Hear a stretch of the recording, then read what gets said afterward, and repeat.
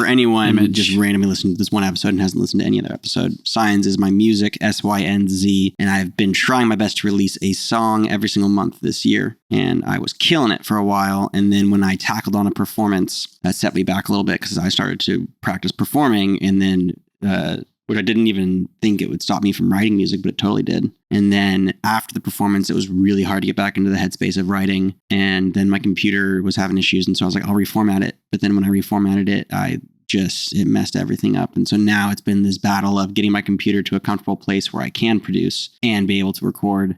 And I've just run into error after error. One day, like a week ago, I was recording vocals and it wouldn't stop crackling throughout my vocals. So it would record like in the vocals and I'd get a great take. And it'd be like, and I finally got to a point where I got like halfway through the song on okay vocal takes that didn't have pops in them. And I was like, I'm just going to do this another day. Like something's wrong. And then to trash that. It's like multiple times it's happened.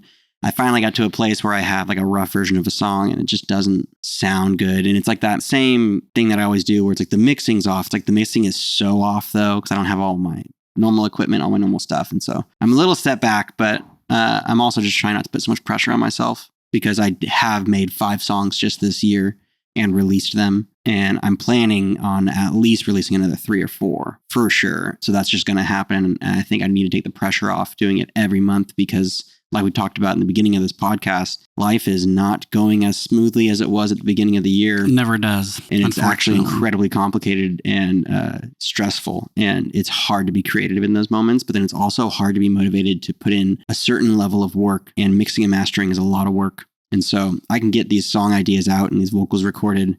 But then it's like, all right, now you have to be able to go through every single sound and perfect it pretty much for headphones and for cars and all that stuff. And when your computer is not running well and you can't run your computer to listen to every single sample individually, and you have to make 4 different projects that you can listen to the vocals separately and all these crazy things, you start to kind of get discouraged, or at least I start to get very discouraged, and then just start to think of like, why am I even doing this anymore? And all those, normal fun thoughts. But there is some positivity coming out with Signs, and there's 2 new songs that I'm just stoked on, man. Something that performing really showed me is that Signs was always just kind of a joke project to me for a really long time. And then I started to take it more seriously. But in reality, it was basically me trying to become a better producer, and singing and writing lyrics I was always good at. And so it wasn't necessarily like, let me shine in my emotional songwriting. It was more of, I will be Signs in the bar, hitting on this girl.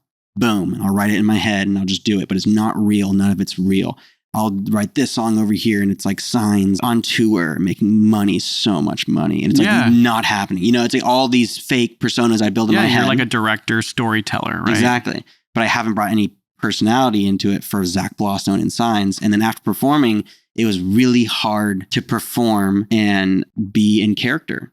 And I mean, of course, Signs is a character, but be so out of myself. And I've only performed as Zach Blaustone playing acoustic love songs that I write about all these people. Yeah.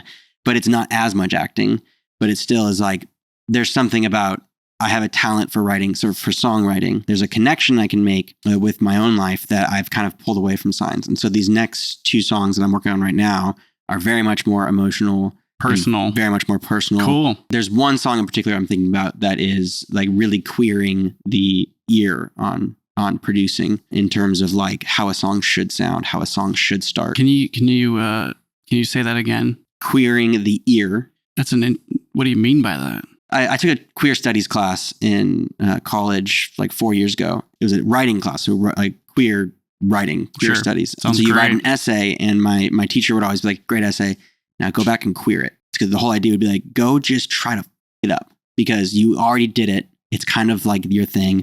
Now go do something different so that you're changing with it, so that you find a different angle. And I took that a lot with my music. And that's when I started to do like the beat switch ups, where it would be like minute, half in, complete different song switches up. And most of my music does that now. And that was my way of queering it. When in reality, it's still a very perfected song. So just so I can hear you correctly, when you say queering to the ear, you're saying like you don't want it to be this straight line. Exactly. You want this to be like curved up, changing. Kendrick Lamar does it all the time. Yeah, I got you. But you want to like be like, you think you understand this track, but you didn't. Or it's like the first 45 seconds, you're like, okay.